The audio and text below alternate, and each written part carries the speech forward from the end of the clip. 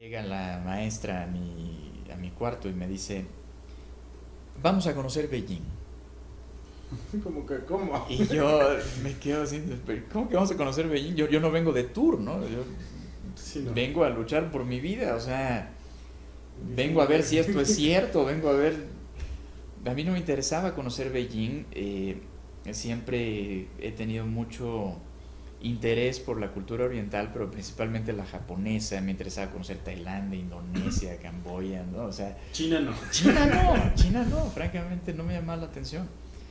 Y toda la gente con la que yo había hecho contacto vía telefónica y por correo electrónico antes de tener contacto con ella, que yo me daba cuenta que me estaba tomando el pelo, me ofrecían tour. Y yo siento que yo no quiero tour, o sea, yo quiero aprender China Chikung. ¿Será que es? Y a la hora que ella me dice eso, dije, chispas, creo que Todo caí con esta mujer es la de los tours. Y llegamos a la ciudad prohibida. No había manera de decirle que no, o sea, Era ir y... era ir o ir. Llegamos a la ciudad prohibida, un tumulto ahí tremendo. Yo me empiezo a sentir mal, le pido que regresemos a la habitación, yo solo me quiero acostar, o sea, 30 y tantas horas de viaje y una noche, una mala noche, enfermo, claro. sí. Entonces le pido por favor que regresemos al hotel. No puedo yo regresarme al hotel solo, definitivamente no tendría la menor idea de cómo llegar al hotel o cómo decirle a un taxista que me lleve al hotel, porque si no pronuncias bien, No, no más no llegas. Y y simplemente pues no hubo forma. Tuve que aventarme el tour, lleno de información que yo me tardé un rato en darme cuenta lo trascendente que era, porque ella me daba muchos comentarios que el maestro Pan hacía respecto a todo lo que estábamos viendo. No fue un tour en el que yo aprendiera el aspecto histórico de lo que estábamos viendo, era un tour en el que yo estaba aprendiendo el aspecto sutil y esencial de lo que estábamos viendo, y estaba empezando a entender toda la teoría del Chinen Chikung a través de estas pequeñas anécdotas y comentarios que hacía el maestro Pan referentes a las cosas que estábamos experimentando. ¿Sentiste en ese momento algo? Porque ya lo estabas absorbiendo, pero... Al principio tuve experiencias nada espectaculares, ¿no? Te puedo decir, la primera es que precisamente cuando estábamos entrando a la ciudad prohibida, había un tumulto de gente con una estación de metro en hora pico, ¿no? Todo el mundo se empuja y ya sabes, los aromas pues, no te encantan, hay agresión definitivamente, por la gente se empuja, y en China la gente más linda que te puedas imaginar, pero a la hora que se juntan, ellos se empujan sin ningún recato. Y yo me empecé a sentir súper mal, me empecé a marear, en México decimos me empecé a engentar, ¿no? Así. Y la maestra iba delante de mí, feliz de la vida, y yo le dije, por favor, vámonos, me siento muy mal, necesito irme a acostar, yo no quiero estar aquí, no importa si no conocemos la ciudad prohibida, yo sé que usted va a pensar que yo sí quiero, pero no, le juro que no quiero, vámonos. Y ella se voltea y me dice, mucha gente, mucha buena información. Esa frase que la oí antes de conocerte, esa frase me hizo tanto ruido. Sí.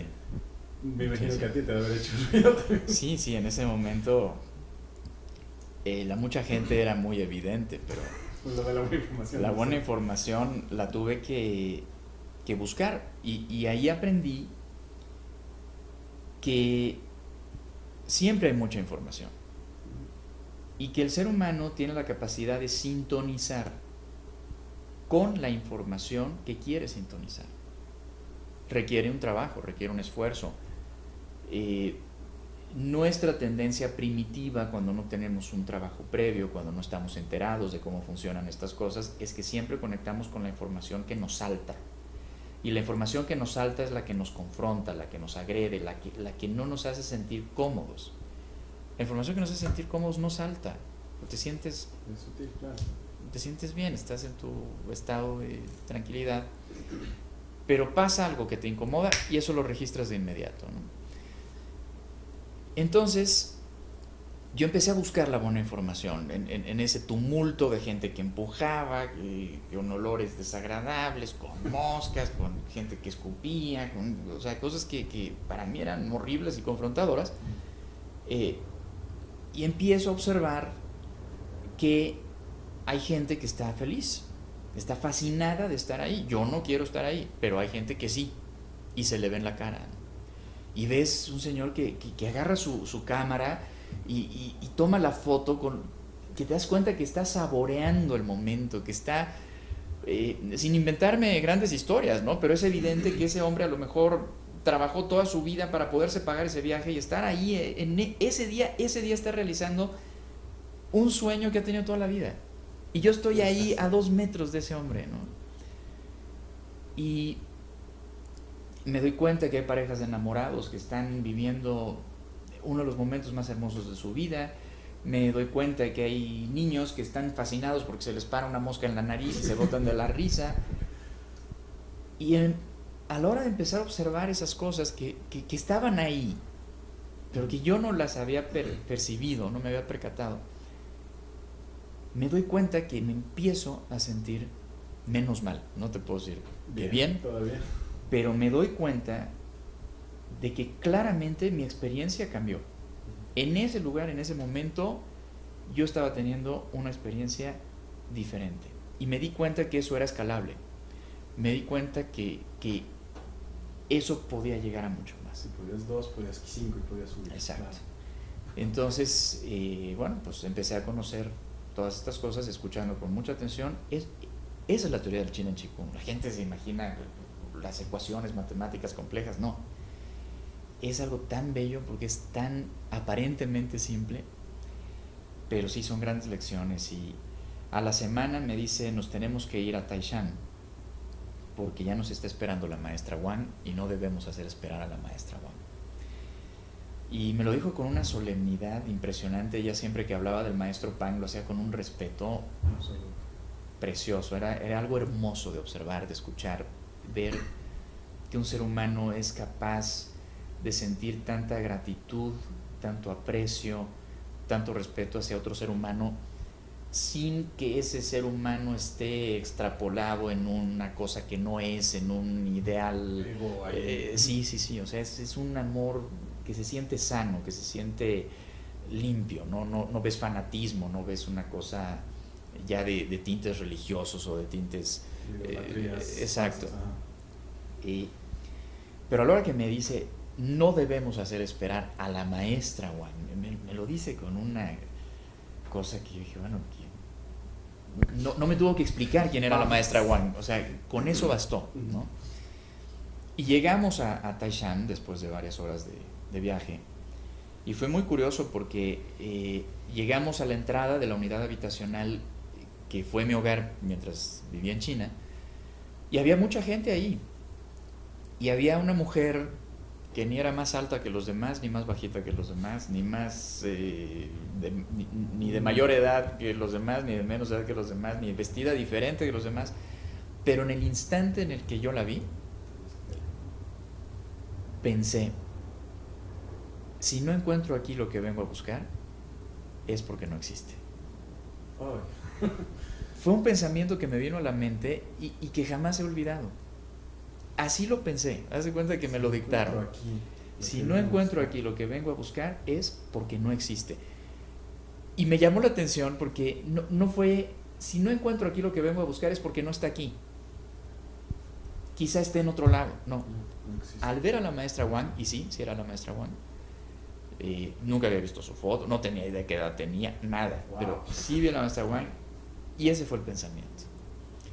Nos bajamos del camioncito que nos llevó a esa unidad, y ella se acerca a la maestra Wang y se abrazan como las mejores amigas de toda la vida. Una mujer hermosa, 70 y tantos años, complexión robusta, unos cachetes así, pero una belleza que no viene a lo mejor de la estética física, pero que es evidente, es innegable. En su presencia, una paz, una alegría, una reconciliación, una cosa muy bella. Y yo pues quiero abrazo también, pero a mí no me toca abrazo. Eh, la maestra Wang solo me ve y sonríe y se da la media vuelta y empiezan a caminar hacia adentro y ahí voy atrás de ellas, rumbo a la habitación que finalmente fue la mía. Y cuando dejamos las cosas, la maestra que me recibió en el aeropuerto, ya comenté que era la embajadora de los extranjeros que iban a este hospital. Pero yo no sabía, después me enteré, es la traductora personal del maestro Pan, el fundador y director del hospital y creador del Chinen Chikung. Y era mi traductora. Ella se hospedó en la habitación contigua a la mía. La maestra Wang nos llevó hasta nuestra habitación. Tú vas aquí, tú vas acá. Empezamos a desempacar. La maestra Wang se despidió, se fue. Y unos minutos más tarde llega la maestra traductora y me dice: eres muy afortunado porque la maestra Wang ha decidido que ella va a ser la encargada de tu entrenamiento. Yo no sabía qué implicaba eso. Después me enteré, hay miles de personas en Taishan que tienen que hacer cita durante meses de anticipación para poder tener una entrevista con la maestra Wang. Y la maestra Wang había decidido ser responsable de mi entrenamiento. Y bueno, pues empieza una historia muy bonita ahora. Muy confrontadora entonces, Sí, me imagino. porque yo en China nunca vi evidencia de que lo que estaba aprendiendo funcionara.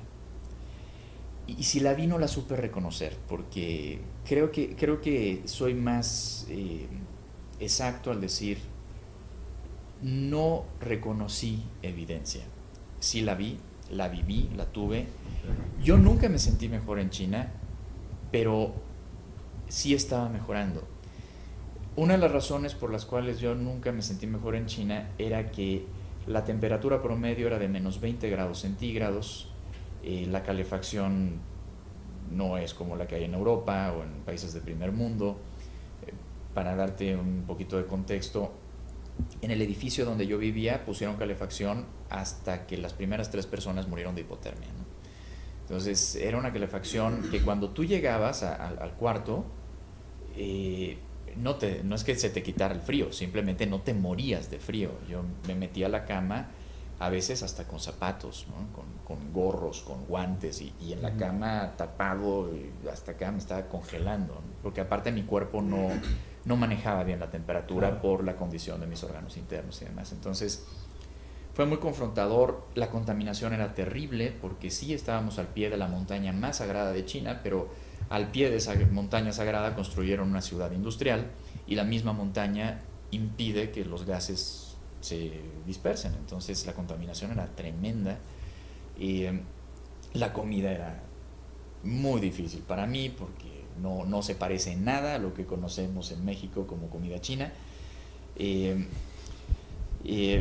no. Y no ha de haber sido exactamente lo ideal que te habían mandado. No, bueno, no. Yo digo que si mis especialistas en Europa hubieran visto lo que estaba comiendo en China, los que se hubieran muerto hubieran sido ellos. Después todo lo que invirtieron en mí, todo lo que me cuidaron y todo lo que me atendieron y todo. No, de veras, yo... ¿Cómo le hiciste en ese momento? Era como, ¿cómo o no cómo? ¿Te quejaste o dijiste, ya estoy aquí? Es que cada cosa que vas diciendo me surgen tantas, no quiero interrumpirte porque hay tanta información, pero al mismo tiempo son tantos eventos que mucha de la gente que puede estarnos viendo, que puede estar pasando por momentos difíciles, puede tal vez con una sola de las frases o de uno de los eventos hacer clic. Y ahorita me vino ese y dije, wow. Hay una película de... ¿Cómo se llama este director japonés extraordinario? Akira Kurosawa. ¿Qué? Hay una película de Kurosawa que se llama...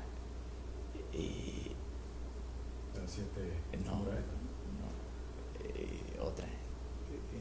De un samurái que se llama... No me acuerdo cómo se llama. Pero bueno, Cuando te acuerdes lo vamos a tener que poner por ahí. No te preocupes.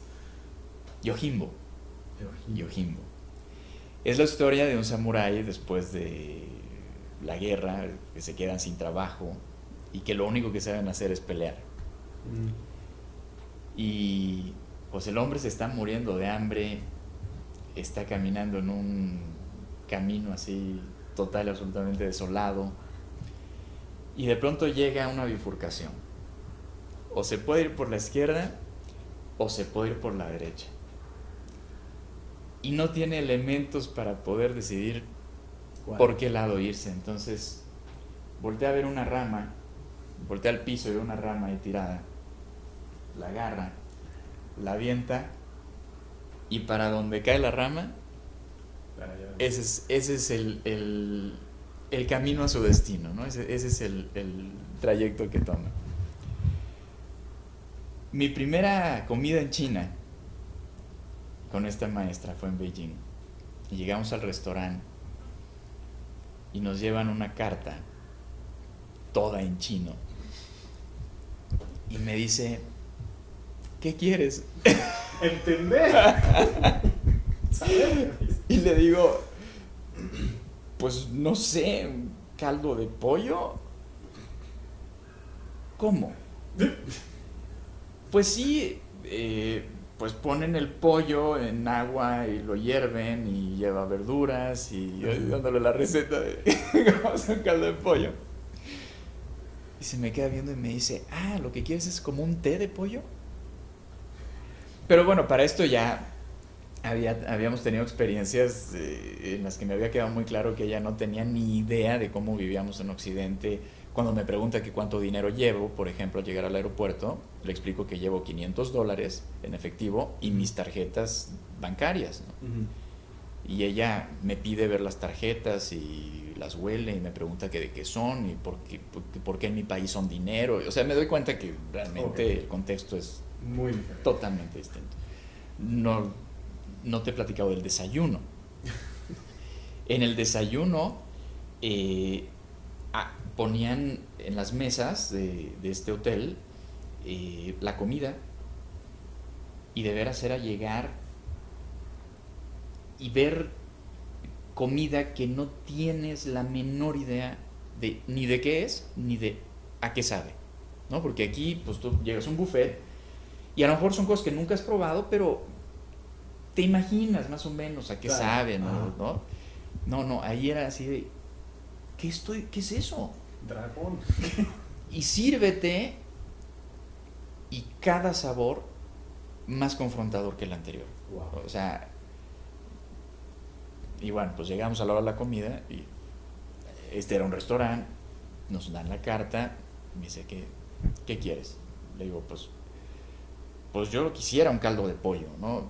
Le trato de explicar qué es un caldo de pollo, ella no tiene la menor idea de lo que estoy hablando. Y finalmente le digo, pues por favor escoja usted, o sea, yo no tengo la menor idea, escoja lo que le guste. Y ella, por ser cordial y todo, no, tú escoge. Entonces agarré la pluma, la aventé para arriba, y donde pintó un puntito, eso pedí. Y fue muy malo el experimento, porque terminamos pidiendo algo que ni a ella le gustaba. Pero nos lo comimos porque pues no había de otra. Claro. En la siguiente comida le dije, no, ahora sí, vamos a pedir un caldo de pollo. Entonces yo le expliqué lo que era un caldo de pollo, ella le explicó al cocinero lo que era un caldo de pollo, y nos llevaron algo que resultó peor que el experimento del primer día. Wow. Y así fue, ¿no? Y bueno, además de eso, pues cuestiones de presencias inesperadas en las salsas de los alimentos, animalitos, exacto. Claro. Entonces sí, no, muy confrontador. Entonces yo en China nunca me sentí mejor, siempre estuve, yo creo que como gato en tina, ¿no? O sea, entonces, no te quieres salir, no sabes ni qué está pasando. Y lo que estaba pasando era algo mágico, estaba recibiendo un entrenamiento por parte de las figuras más extraordinarias del China Chikung en China. estaba bajo la supervisión constante de la segunda figura más importante del Chinen Chikung en China. Me estaban preparando para ser instructor, que nunca lo habían hecho con un extranjero, y hasta la fecha figuras de ese calibre no lo han hecho con un extranjero.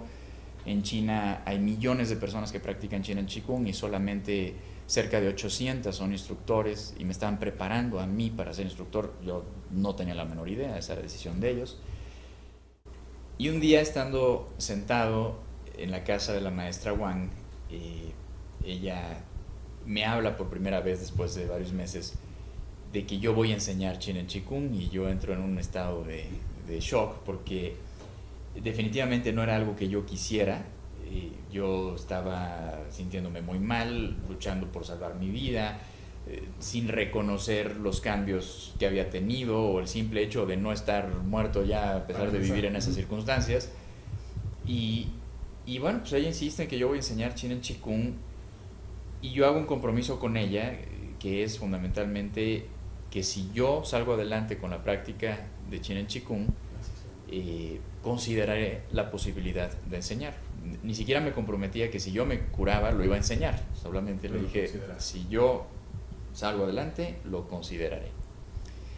Y ella estuvo en paz con ese compromiso que yo adquirí, y continuó mi entrenamiento hasta que un día, pues ella en una ceremonia muy, muy especial que siempre recordaré porque fue en la habitación de mi maestra traductora, se dieron cita por los personajes más importantes del mundo científico de la ciudad, que eran personajes muy importantes.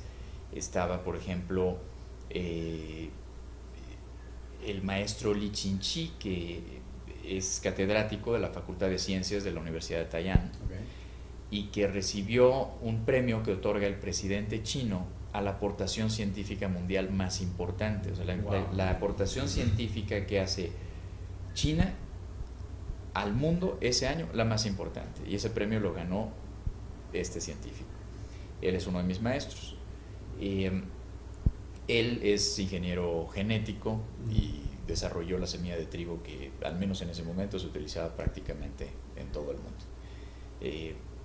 Llegó a Chinen Chikung porque su esposa estaba desahuciada de cáncer, un hombre de mentalidad pues ya más occidentalizada que China en muchos aspectos, y totalmente confrontado con el Chinen Chikung. Él ya había llevado a su mujer, pues imagínate un científico de ese nivel, a qué nivel de médicos tiene acceso, ¿no? Entonces ya había llevado a su esposa a los mejores médicos, no nada más de China, exacto, porque él tiene invitación. De hecho, su hijo ya es norteamericano, pues es chino, pero está nacionalizado porque también es un gran científico.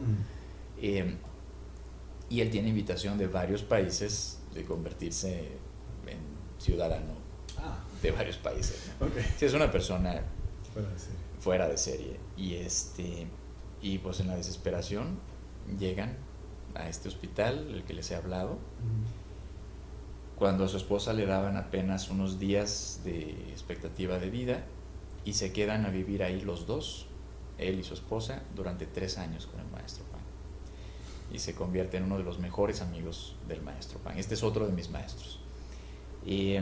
Había gente importante del gobierno local, porque para que yo estuviera en donde entrené se tuvo que pedir autorización al gobierno local, porque era una ciudad que no estaba abierta para extranjeros, y dieron su autorización por tratarse de la maestra Wang, y con la advertencia de que, bueno, no, quizá no sé la palabra, ¿no?, pero con la indicación de que no puedo moverme a más de 10 cuadras a la redonda del lugar en el que vivo, y siempre tengo que estar acompañado por los maestros. Pues estaba gente importante que dirigía el lugar donde practicábamos en grupo, que practicábamos. Yo estaba con los maestros todo el día, solos, y en las noches de 7:30, 9:30 más o menos, hacíamos una práctica en donde se reunían cientos de personas en un parque público a practicar Chinen Chikung.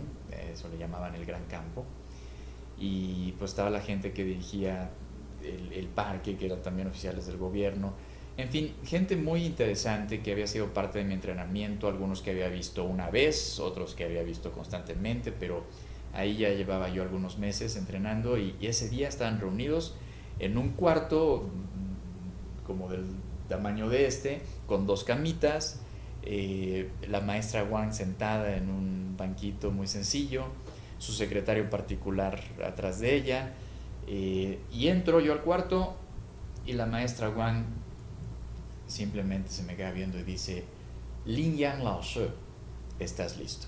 Y Lin Yang es el nombre que me dieron en China y Lao Shi quiere decir instructor. Esa fue mi ceremonia de graduación. Okay. Pero para mí, pues hoy lo reconozco, fue algo extraordinario, ¿no? Que la maestra Wang, y aparte, desde ese momento, ella nunca ha vuelto a pronunciar mi nombre sin decir al final Lao Shi, el título de instructor. Esto como recordándome la responsabilidad que adquirí, esto como recordándome el compromiso y pues definitivamente lo que ellos están esperando que yo haga, ¿no? Entonces, en ese momento yo todavía no me sentía preparado, así que yo le dije que no.